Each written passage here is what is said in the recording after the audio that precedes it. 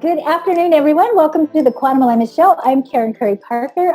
We are super excited to share with you today information about Saturn and how to look at Saturn in your chart. What does it mean, the role that Saturn plays in our lives, and what are the crucial power points when we push with Saturn or we experience information or alignment from Saturn to help us bring out the fullest expression of who we are and our design and the story that you are living in right now.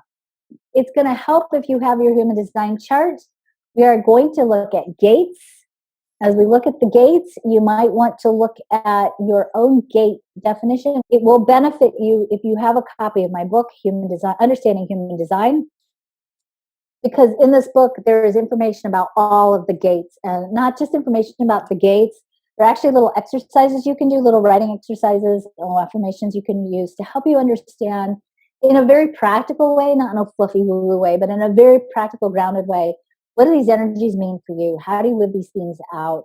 And specifically, of course, today we're going to talk about how do those themes play out in your Saturn energy. So today, Saturn. But before we can talk about Saturn, we got to talk about life cycles and what they really mean. And to do that, we really have to look at your soul, planets, and life cycle, and how the planets and your soul and your life purpose all dance together, and what you can do to really activate, ultimately, that's the end game here, activate the purpose of your soul by design. And before we can really look at that, we have to really engage in the question of why are you here? Not the why are you here, like, are you here to be a fireman? Why are you here? But the bigger, why are you here? The purpose of life, and actually the chart shows us this, is the purpose of life is growth and evolution, growth and expansion. And in the incarnation of our life, in the story that you're living right now, the underlying directive of your life is for your soul to embody this life story. And through that embodiment, have experiences that facilitate and enhance the growth and evolution of consciousness and your soul. And from that experience of growth and evolution, you actually add to the evolution of growth and expansion, evolution of consciousness on the planet. And if you want to take a bigger perspective, in the cosmos. So your work that you're doing right here in this lifetime, you being the full manifestation of who you are, you being the evolving, growing self you are, you're not only creating for yourself a better life, you're also adding to the leading edge of growth of consciousness in the cosmos. How's that? Big job, right? One of the things that we learn from human design, and we're going to get a little bit into the weird stuff here, so roll with me here before we get back into Saturn, is that everything in life has crystals of consciousness in it. This world, every aspect of this world, is a manifestation of consciousness. And the code for whatever is manifested is contained in crystalline form. Now, this isn't like a physical crystal, like, you know, if you cut your car apart or you started using a jackhammer to crack up a bunch of rocks, you wouldn't find like the crystal in the side of it. This is an energy crystal. And you can say crystal, if you're not comfortable with crystal, think of it as a code. Everything contains a code. And the code that everything contains, that code has the information in it for what is the purpose of this? Where is its place in the cosmos? What is it here to do? What is its frequency of energy? What is the story of this thing? You have within you a code. You have a code for your physical. Your DNA is a code, right? It's just a code that encodes the expression of your physical. You also have consciousness codes within you that influence what you're creating and the story of who you perceive yourselves to be. In human design, there are two main crystals of information in your energy field. The first one is called your design crystal. Your design crystal carries your earth story. It's the template, it's the energy code for your life story. It's your energy code for who you are, your life purpose in the story that you're living right. You're living a story right now. This isn't who you are permanently, right? This is a disguise your soul is wearing. You're here, you're on a journey, You're wearing this disguise. You're having this adventure. This is your avatar, right, in the game of life. And that avatar, the construction of that avatar is coded, encoded in part and parcel by your design crystal, which carries the archetypes, your earth archetypes that you're playing with. And it carries what Rupert Sheldrake calls your morphogenetic code, meaning the energy template, the blueprint for the unfolding of the story of your life. There's a second crystal that is part of your personality called your personality crystal. The personality crystal carries the intention of your soul in this incarnation, or what I like to call your cosmic self or your soul purpose. So in your human design chart, you have a code that is your life story, and you have a second code that is your soul's intention. And part of what we see in the unfolding of the story is the quest to bring alignment between these two fields of information. By the way, your personality crystal resides in your ajna. It takes residency there at the moment of your birth. Your design crystal lives, the personality crystal lives in your head center. The design crystal lives in the ajna, and they are connected by the pineal gland, by the way, which is crucial. When we talk about the quantum alignment program, one of the very first things we work on is making sure we activate and clear your pineal gland, which is the gland that is responsible for anchoring you in the time-space continuum. It creates your awareness of time. It's also the gland that connects you with super consciousness or connects you with your soul purpose. And for you to live a fully aligned life, you need to have harmony between your soul purpose and your life purpose. When we look at your human design chart, and I don't want you to get too locked into the technicalities of this. I'm just really merely showing you this for the sake of it being interesting and cool and for you to not get too distracted by this. And I know people want to go down rabbit holes around this stuff because it's super cool. I get it. Your red parts of your design, this is actually your life purpose part of your chart. This is the story of your human life. This is where your human story, the archetypes you're occupying in this lifetime, your life purpose lives in this red part of the chart.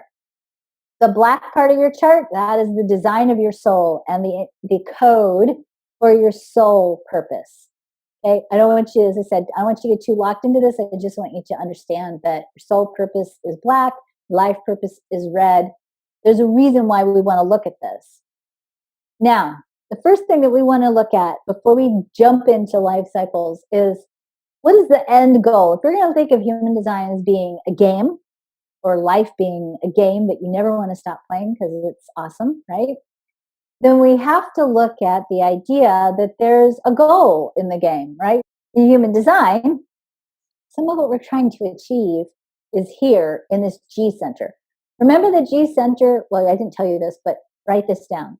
The G center is where the monopole, that morphogenetic field and the magnetic resonance field that draws into your life all the experiences you need to fulfill your life purpose, that energy field lives in the G center, or the heart of who you are. What we are trying to do over the course of our life is to, first and foremost, as human beings, live out the fullest expression of self-love. We're here to love ourselves and discover the power of self-love as part of our creative capacity. We are here to discover our power. The Gate 7 says that part of being human means that you are powerful and you have a voice or a say over your own destiny and your direction. We are here to discover through the Gate 1 in the G Center, this is what the Gate 1 tells us, that we are here to be the fullest expression of who we are, and that full expression of who you are is the creative contribution that you give back to the world. You are an artist. Your life is the canvas. That canvas that you paint with the story of who you are in this incarnation adds to the cosmic fabric of who we all are. You are here to have life experiences, to learn from them, to do whatever releasing, healing, forgiving work you need to do, to let them go, and to recreate yourself every morning with the story that best suits the direction you want to take your life, and a story that is the reflection of the magnificence of who you truly are. We are here to take our direction from a deep and abiding relationship with spirit as source. We are here ultimately to surrender our personal selves in service to something bigger than who we are individually. We are here to be fully embodied and vital in our physical form, in our body. We're here to have a good time in these bodies. They're here to teach us things. They're vehicles for the rest of us to get around, right? For our souls to get around. We are here to be and discover the faith and the alignment necessary for us to allow ourselves to be fully supported because we exist. Not because of anything you do, not because of your education, not because of who you know, but simply because you exist. You are so precious and so valuable. Part of what you're here to learn is the value of who you are and the value of allowing yourself to be fully supported and to trust in the cosmic unfolding of the divine plan of your life.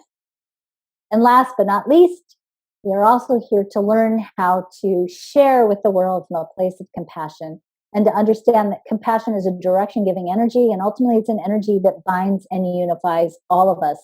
And that the more we amplify and experience the full expression of who we are, the more we have to share, not only with our close loved ones and the world around us locally, but actually with the world. And that is, as I said, part of what we're here to do is to give ourselves, the full expression of ourselves, back to the world.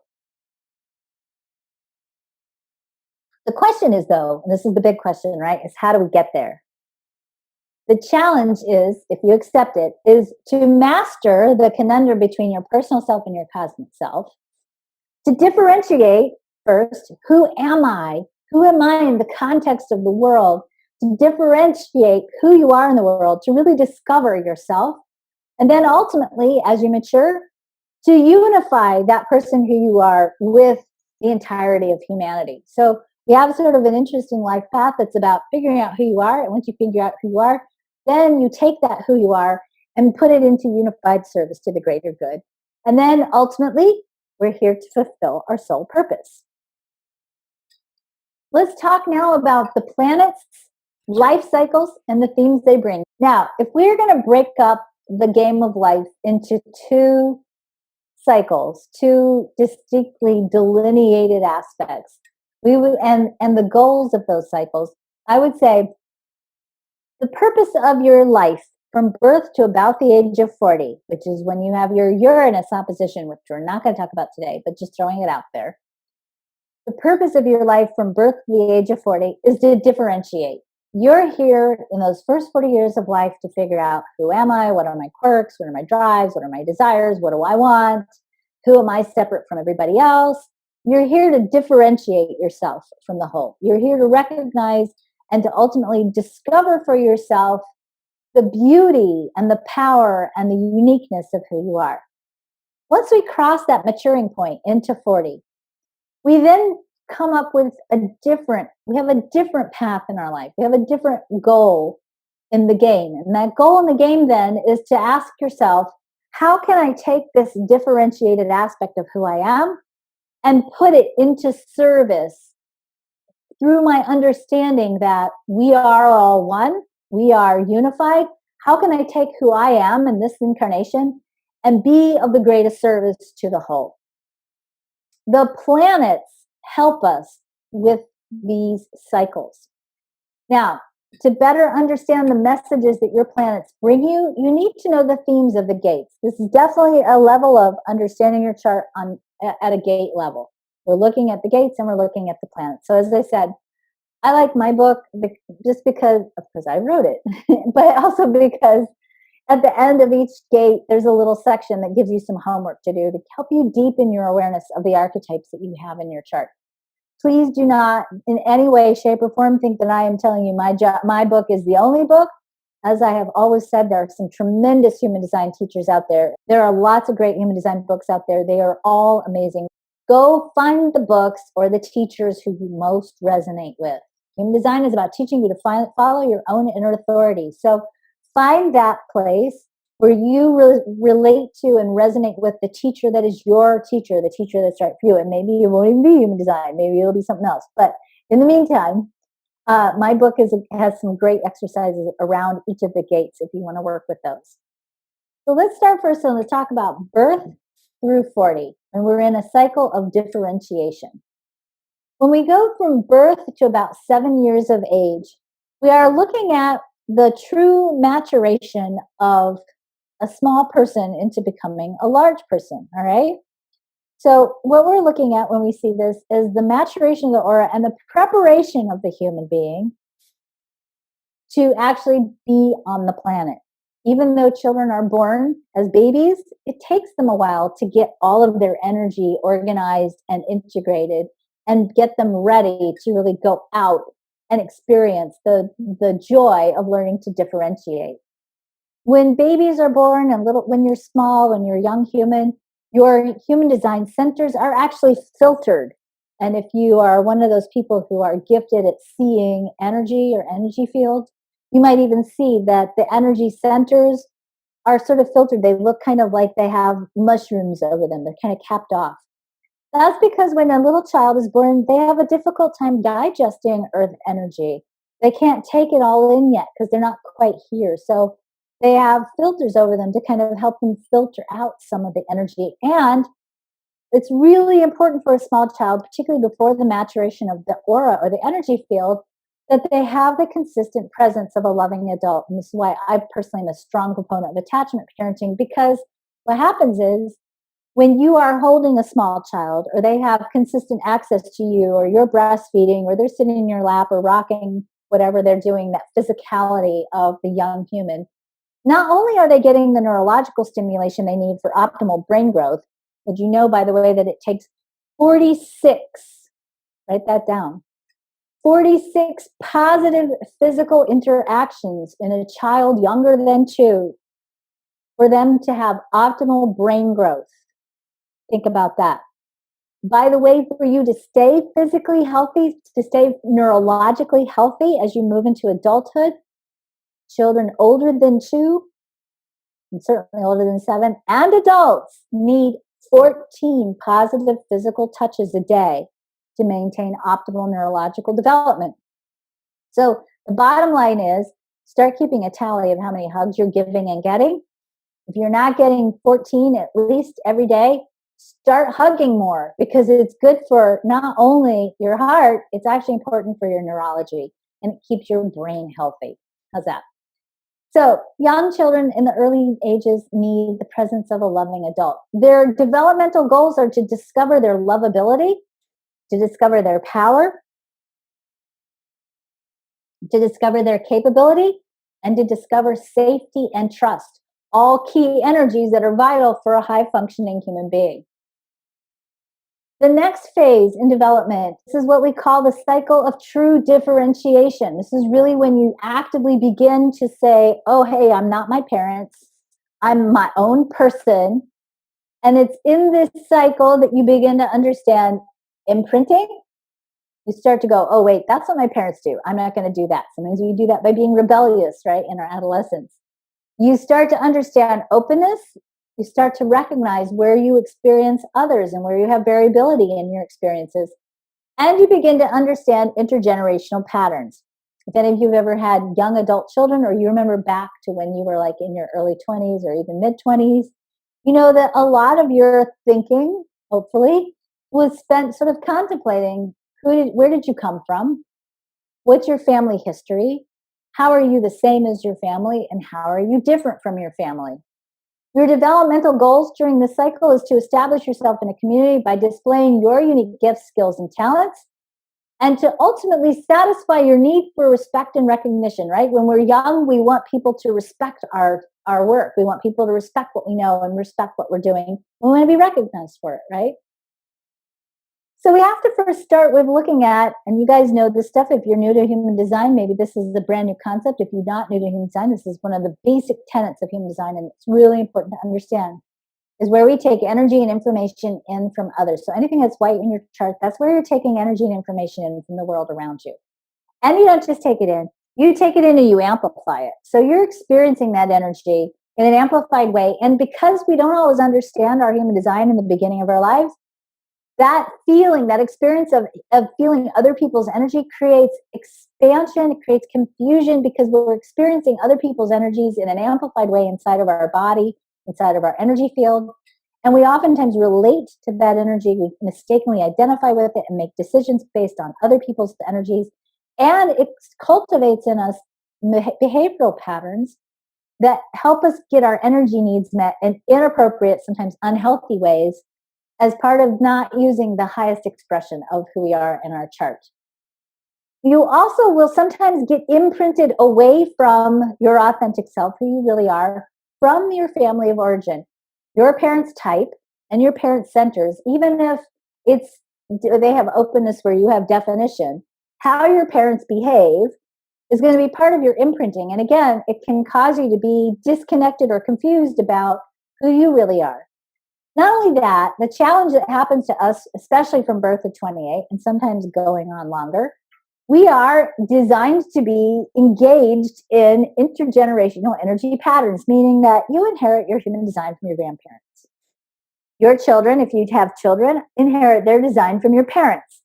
And because we have this sort of every other generation energy design happening in a family, we start to see family energy dynamics that are intergenerational.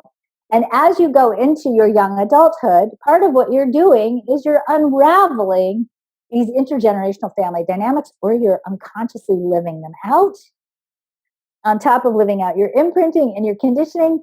And part of your role, part of your cosmic job, is to start unraveling all of this so that you can get back into creating a life that's in sync and in harmony with your authentic truth, your design, your definition, and who you really are, your soul purpose and your life purpose. The next major cycle that happens after 28, from 28 to 40, this is the second growth cycle that we go through as humans, or the third, sorry, as humans. We start to establish self-generated security. That's our job from Saturn to Uranus. From age 28 to 40, we establish our self-generated security. We get jobs. We start to feel successful. We establish our careers. We get married. We have children. These are the jobs, the things we do developmentally from 28 to 40. The developmental goals in this cycle is to discover your true identity by letting go of your dependence on others, to satisfy your need for freedom and autonomy, and to learn about responsibility and accountability. And oftentimes we do that in as parents or as married partners or partnered partners that have to be married.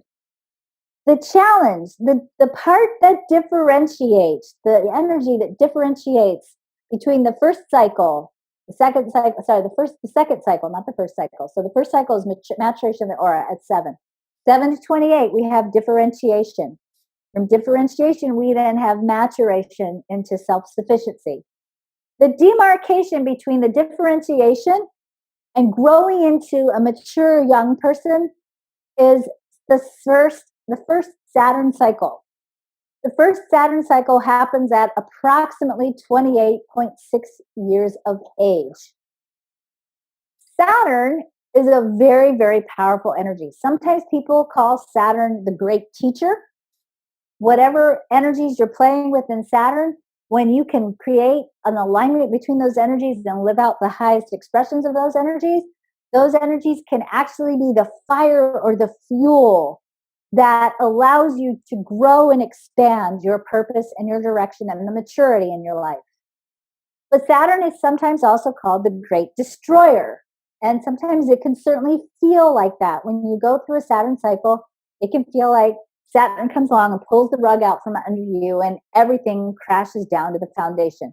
I always think of Saturn as being sort of like the tower card in the tarot. If you're familiar with the tower card, you know, the tower card is sort of the tower that falls down and all that's left are the bricks and the foundation. When Saturn comes through in this first major life cycle, this first major energy cycle that the planets bring us, Saturn kind of takes everything down to the foundation. Not because you're here to be punished, not because you screwed up, but because Saturn helps you get down onto that foundational level and look at all of those bricks that were part of that tower, right? And Saturn invites you to look at each brick individually and go, do I like this brick? If I'm going to rebuild, am I going to use this brick? Yeah, I like this brick. Put it here. Do I like this brick? I don't know. This brick sucks. It seems to be crumbly and it's not really serving me. Let's throw it out into the ocean. Saturn is in alchemy, traditional alchemists, when they taught alchemical formulas, they would pray to Saturn in the creative process because it was the energy of Saturn that would burn away the dross. It would burn away everything that didn't serve the process of turning coal into gold, right? So it was the fire that it kept burning under the cauldron to help the coal turn to gold, and it would get rid of everything that didn't serve that transformation process. That's the role of Saturn ultimately, is to help you get rid of everything that's keeping you out of sync, out of harmony, out of alignment with your true purpose, your true intent. And it'll cause you to evaluate your values, your life path, your direction, where you're headed. What do you want? Are you tolerating less than you're worthy of? Are you rationalizing? Are you putting up with things that are stupid, dumb, in out of alignment? Are you settling for less than what you're worth and more?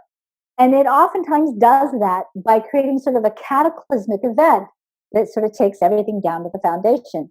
It is not unusual when Saturn comes to visit for you to feel like you've lost everything. But it's not a losing, it's a transformation. And it doesn't always, by the way, it's not always terrible and awful. I know I'm saying it like that. I have seen it that way, certainly with my clients. But it's also a time of powerful growth and expansion. It's a maturation point in your young adulthood, right? It's that place where you really put pedal to the metal and you get serious about, okay, I've explored all my options. I've looked at the world. I've seen it all. I've done it all. What do I really want? And it's Saturn's energy, Saturn's fire that comes along underneath you and lifts you up and pushes you more closely towards the fulfillment of your purpose and what you're here to really do. So when you're looking at Saturn's position, I'm just showing you, this is where you will find Saturn on your chart.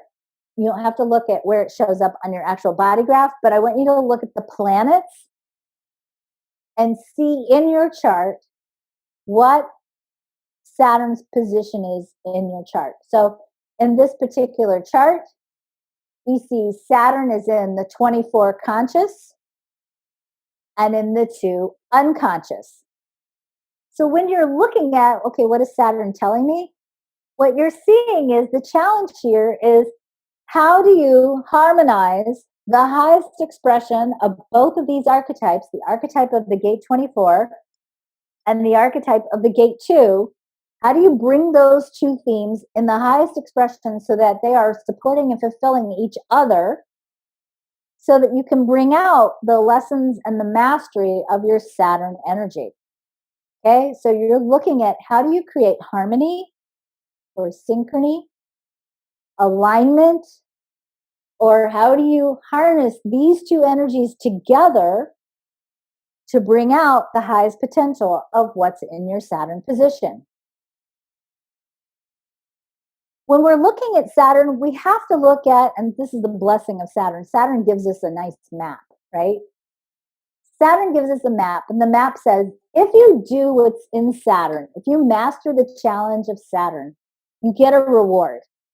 It's like if you go to spin class, right? When you do high intensity intervals and you're like completely depleted and exhausted, and you're done with the interval, when you get to do 2 minutes on a flat road, right? That's your Jupiter.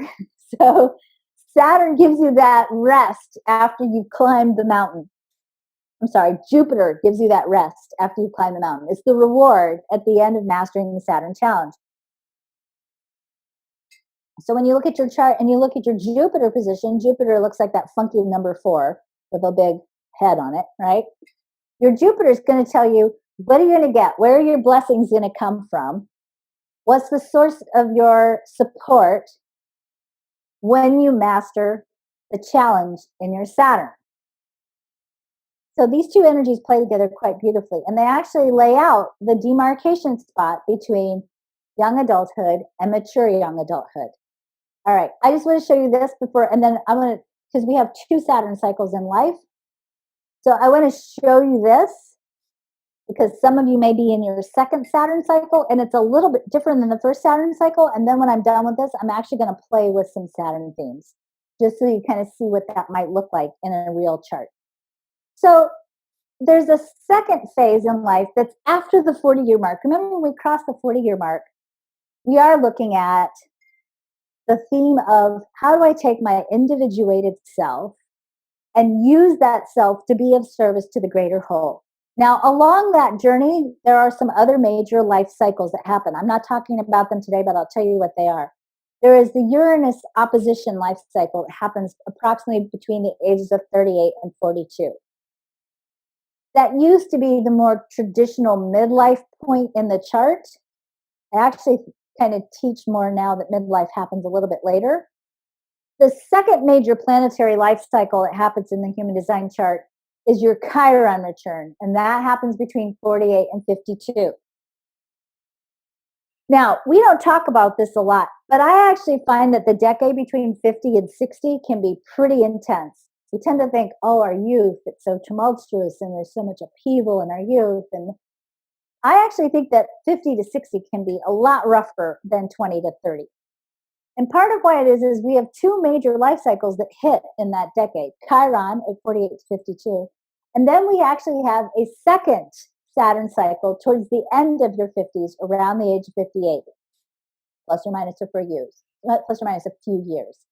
Now, I'm just going to tell you really quickly, Chiron is an energy that really begs of you, are you really ready to grow up? Are you really ready to live your purpose? Are you really ready to fulfill not only your life purpose, but your soul purpose? So oftentimes when we have Chiron at the beginning of 50s, we have to get serious, eyeball to eyeball with ourselves in the mirror and ask ourselves, am I ready to push forward? Am I ready to really do what I came here to do? I've done everything I should do. I've raised my family. I've met all my obligations. Now I want to do what I came here to do. What does that look like? If you don't figure that out in the beginning of your 50s, you get another opportunity at the end of your 50s when Saturn comes around. And Saturn comes around, and this time Saturn's not playing around. I actually find that sometimes this Saturn cycle, if you're not ready for it, and you haven't been working towards alignment, and you're really out of alignment with your true self, this second Saturn cycle at the end of 50 can be very difficult. And I'll tell you, most of my clients, when they call, they're either in Chiron return or Saturn return, this second Saturn return, and they're hurting.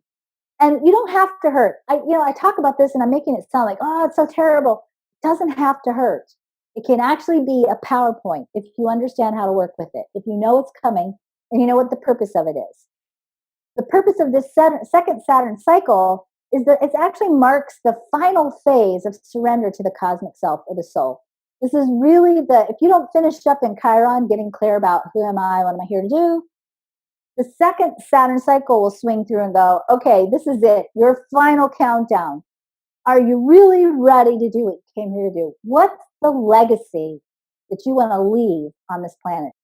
So your second Saturn cycle is the final phase of surrender to the cosmic self, the soul. And again, it's Saturn that brings that fire, that incentive, that proving point, that energy that moves you into that full fulfillment of that cosmic self, your soul path. So the first Saturn cycle is about you emerging as your individuated self, the full mature expression of your individuated self. The second Saturn cycle says, how do you become the full expression of the integrated version of your cosmic self, your soul path? So there's a young Saturn cycle and then the more mature Saturn cycle. Both, of course, have the function of burning away everything in your life that's keeping you from being the fulfillment of where you need to be in that particular cycle of your life. Let's look at this chart as an example. In this chart, we see that Saturn is in the conscious 24 and the unconscious 2. Now, the 24 is the energy for rationalizing. In its highest expression, the 24 is all about finding the blessings in the pain, finding the gifts in challenge and struggle. It's also about, sometimes in its low expression, rationalizing or tolerating less than what you really deserve in your life. So sometimes when we have the 24 on our chart, anywhere in the chart, we have a tendency to tolerate or allow or rationalizing being stuck, putting up with less than what we deserve, putting up with relationships that don't honor us. We explain and we rationalize receiving less than what we're worthy of.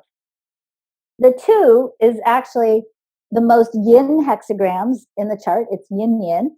It is actually called the receptive or the keeper of the keys. The 2 is all about receiving and allowing yourself to receive support. it has a certain amount of self-esteem associated with it, right? For you to allow yourself to receive to the degree to which you are really worthy, you have to know your value, right? You have to be in the full expression of your value, and you have to trust the universe, right? You have to trust that if you let go, that you will be given everything you need to fulfill your purpose. So when I see Saturn, the 24 and the 2, it tells me that the challenge to harmonize these two energies is to learn to discover the value of who you are so that you can break yourself free from rationalizing receiving less than what you're worthy of. And you can allow yourself to then increase what you're willing to allow yourself to receive and open up to creating and allowing greater levels of support, greater levels of nourishment, greater levels of money, greater levels of access to resources so that you can deepen the expression of who you are and do what you really came here to do and deepen your sense of value so that you can stand in that value and ultimately contribute more from that place of value. Now, in this particular, so that's the challenge this person has in their Saturn. They have to discover their value so that they can stop rationalizing receiving less than what they're worthy of and allow themselves to receive more so that they can do more and be more and have more and create greater things. The reward here in the Jupiter, the reward is that they get rewarded when they complete this process with more ideas, more possibilities, more openings to create even more than what they maybe have allowed themselves to create before. And they get rewarded with self-empowerment and self-love. They ultimately not only get rewarded from self-empowerment and self-love, but these rewards are ultimately not only about what you receive, but what you get back to the world. So from this awareness, not only do you get more ideas, more self-love, you also ultimately go out into the world and give people ideas about how they can love themselves better. And that's a source of revenue or support rewards for you. So here's what I would say. Find your two Saturn gates in here. So for example, this is the gate 22. It's where I open this, openness. Okay, the gate of grace. This is the awareness that when I surrender, I will be supported to do everything I need to do, to have all the resources I need to make a contribution to the world, right? That's grace. If that's your Saturn challenge, or if that's what's in your Saturn, ask yourself, where am I challenged with surrendering? How is the challenge of surrender showing up in my life? What do I need to heal, release, align, and bring into my awareness for me to trust that if I surrender and let go, I will be given everything that I need? That's the question that I encourage you to play with. So look at the theme, look at the gate, go through the questions in the book, look at the story of that gate, look at that story of that gate in the conscious position, look at what's your Saturn unconscious position is. See if you can't craft some kind or see some kind of conflict between those two themes. You probably will. And ask yourself, what do you need to do to bring those two energies into harmony with each other? It really empowers you to be able to really proactively work on this so that these cycles don't become places where you feel like the rug's been pulled out from under you and you don't know what to do. They become places where they're PowerPoints of your creative expansion. And you can start to use these energies in a powerful way proactively to when Saturn or Uranus or Chiron comes around, you can then grow beyond where you are right now. You can use these planetary energies kind of as fire under your cauldron to really cook up the full expression of the gold of your essence. So thank you as always. Thank you so much for joining me. I hope you got a little bit of insights into your Saturn. Again, go through the book and hopefully it'll give you some ideas. Have a great week and take care of yourselves.